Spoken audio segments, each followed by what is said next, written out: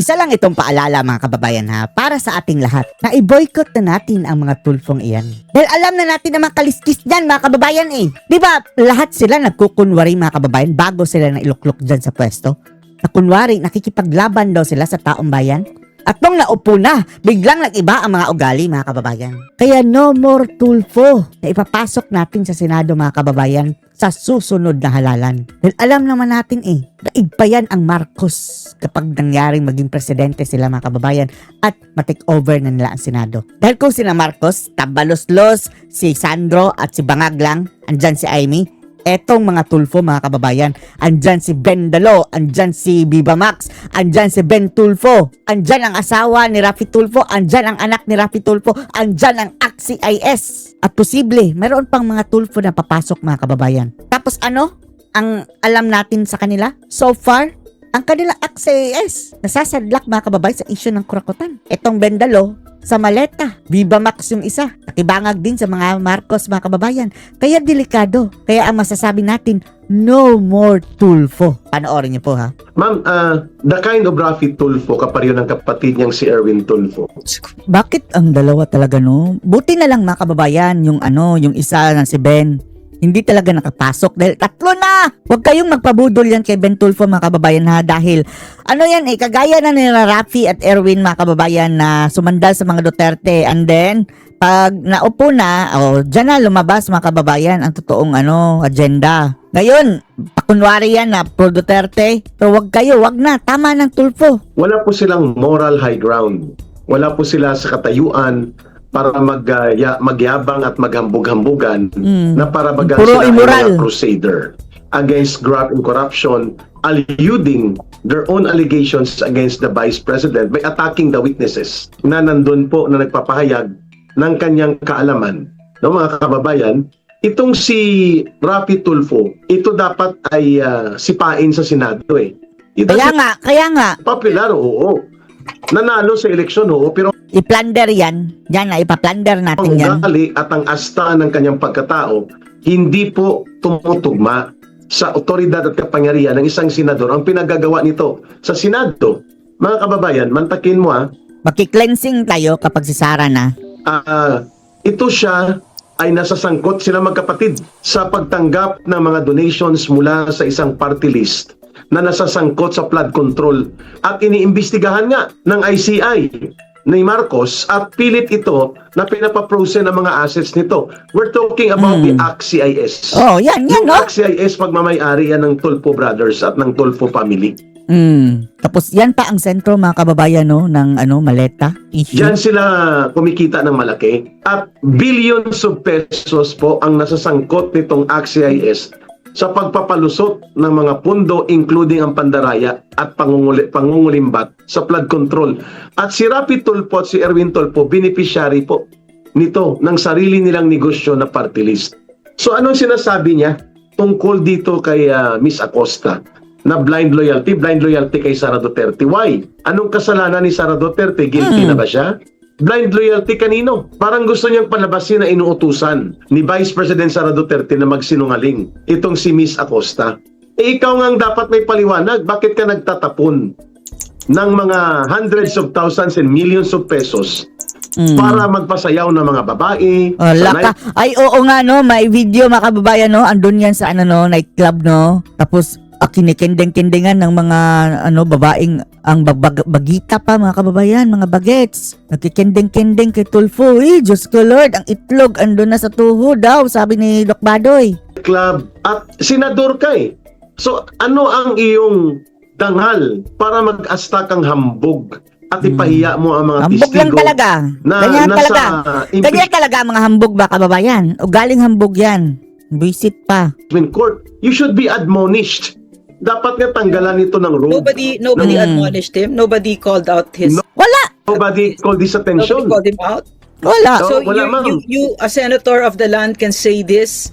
You are stupid in the name of blinding. This kind of kababuyan. You can say something like that. Ay. Yeah. Raffy Tulfo, you are stupid. You Ikaw are ang the stupidest of the stupids. You really are stupid. Simula ngayon ha, ang tawag natin kay Rafi Tulfo, stupid. I mean, if there was another word we The could stupid. use to Kagaya ni Claire Castro, mga kababayan, tinawag niyang Chucky si VP Sara. Ngayon Chucky Claire na siya. describe who you are, we would use it, but that's it. You really are stupid. Imagine to say something like that. Ah. He's a bully, no? Very arrogant. Bully. That's a very Bully clear talaga. explanation, an illustration, very typical of those who are in the Marcos team, of the Bangag team. That kind of Arrogante. arrogance that they really feel they are above the people, Above dilaw, bendilaw nga sila eh. and that these laws, even the laws, the rules of civil discourse does not apply to them. You think Acosta can call him stupid? If I were in Acosta's shoes, what do you think, Eric? You think I would call him stupid? Kung ako Wala, contempt ka. tawagin ko talaga sa the way you are attacking me as a witness shows you are the Get stupid it. person here. Yeah. Kung ikukulong ako, di kulong ako.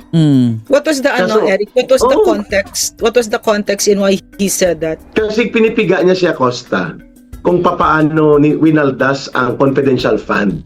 Ang sagot sa kanya ni Acosta, disbursement officer po ako. Hindi ko po sakop ang implementation, Hindi yun. Ang sabi niya kay Eric, na etong mga pangalan na itong mga bilat, ganyan mga kababayan, hindi mo ba napansin na invento lang ito? Dahil alam daw ng lahat mga kababayan na walang pangalan na bilat at saka pusa. Magpapaka-estupido na lang ba daw? In the name of loyalty, ganyan. Yung sasabihin daw nila chika mga kababayan, maniniwala lang ba daw siya? Sasabihin lang ni VP Sara, yan ang kanyang punto. Blind na lang daw. Ay, execution nako. and monitoring ng mga confidential fund projects.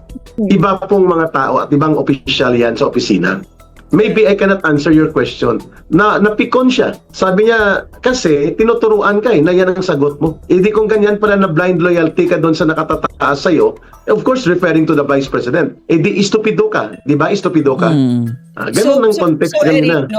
pina-force niya yung ganong klaseng confession kay Acosta. Yes. So, yung 125 million na yon, Rafi Tulfo, that's just 5 of the Viva. Yeah, yung anak, yung anak nga niya mga kababayan, di ba? Grabe, 7 million mga kababayan sa club lang, inuman. Tinoma pa yung napakalaking Ang baboy talagang mga tao na yan. Max girls na binigyan mo ng tip na tig to 250.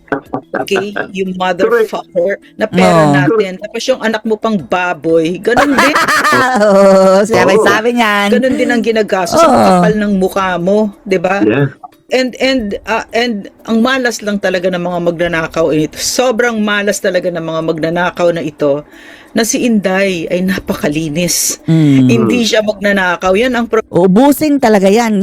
Ilan lang yan sila mga kababayan? 300 na mga kongresista? Kaya yan sa kulungan. Kaya natin niya ipasok lahat. problema ninyo. Yan ang malaking problema ninyo na I hindi agree. magnanakaw si Inday Sara Duterte, hindi magnanakaw si Rodrigo Roa Duterte. Wala kayong mahanap. Kasi tapos kayo, kailangan ninyong pagtatapalan yung mga pinagagawa ninyo kasi mga magnanakaw kayo, mga mandarambong kayo. Yan ang hirap talaga, Eric. Yan ang malaking problema nila. Tampon kay ni Wala Bongbong. silang mahanap na dumi kay Inday kung kaya't kailangan nila mag-imbento at kailangan bastusin nila ang isang nasa harap nila na sumasagot ng maayos at kailangan nilang gumastos ng 25 million a day Minimum pa lang yan. 70 million daw ang maximum. habang nalulunod ang Pilipinas at nagugutom at nagkakasakit, no? Kasi kayo ang mga mandarambong, kayo ang mga magnanakaw. Tapos hindi ninyo mahanapan si Inday kasi si Inday ay hindi magnanakaw katulad ninyo, pero lahat kayo mga putang ina nyo, mga magnanakaw kayong lahat. Talaga. Right? I Well, like that, it's Ma'am true. Marin. You know, Yeah. it's true, Eric, no? Yeah, maleta po ito si Tulfo. Magkapatid yan Si Erwin tsaka siya, beneficiary. Yun nga sa panahon ni Tatay Digong, 'di ba? May isang Tulfo na pinagkakatiwalaan ni Tatay Digong, si Wanda Teo Tulfo. Ayun mga kababayan, kakaupo pa lang, issue agad sa corruption. Corruption. Corruption. Parang corruption ang unang aswang. May issue agad sa corruption. Tapos ang beneficiary, yung Tulfo Brothers. Dahil pa-advertise doon mga kababayan ng grabe, limpak-limpak. Kasali yung mga Tulfo Brothers sa yung issue na yun. Si Bak, si Wanda. Po ito ng mga flood control na kinamkam, dinurubo at kinulimbat ng ACT-CIS party list. Tapos yung si Erwin dati, 'di ba andun yan sa PTV mga kababayan? Nang copyright pa yan ha ng sa PTV. As if naman siya ang may-ari ng PTV mga kababayan. May show yan sa PTV eh. Tapos kung i-feature mo ang kanyang video mga kababayan, dahil syempre galing yan sa PTV, People's Television nga. So pag mamay-ari yan ng gobyerno, talagang pinapaka-copyright ni Erwin Tulfo. Tapos talagang binalaan niya mga kababayan yung mga nag-feature ng video niya.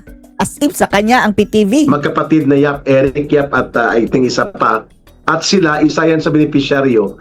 Yung magkapatid daw kasi pagmamay-ari nila na negosyo, yung party list na yan kagaya ni Martin Romualdez, yung tingog ng mga magnanakaw sa kanya party din. list. Tingog ng mga nagnanakaw. Yung tingog ng magnanakaw party list, kay negosyo ni Martin Romualdez yan. At ng kanyang hippopotamus attack.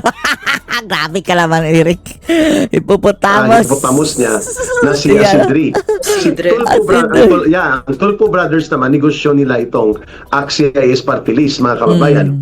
At ito po, Hippopotamus. tinatalakay namin ito ni Ma'am Lorraine sapagkat kung mayroong abuso ng party list na to na ginagamit nila na gatasan, Gatazan. ng pangungurakot Hudutan. sa pundo natin. Dalawang grupo yan. Ang isa, grupo ng mga kurakot na politiko kagaya ng Tulfo Brothers na gumagamit ng party list at itong nila Romualdez at mga kasabwat nila. Ang isa, yung CPP, NPA, NDF. At kapareho nila like mga grupo ng Akbayan, na mga hilaw na komunista, Akbayan yung na Alliance Akbayan. of Communist Teachers, Gabriela NPA Lover Party List, at ang Kabataan NPA Recruiter Party List.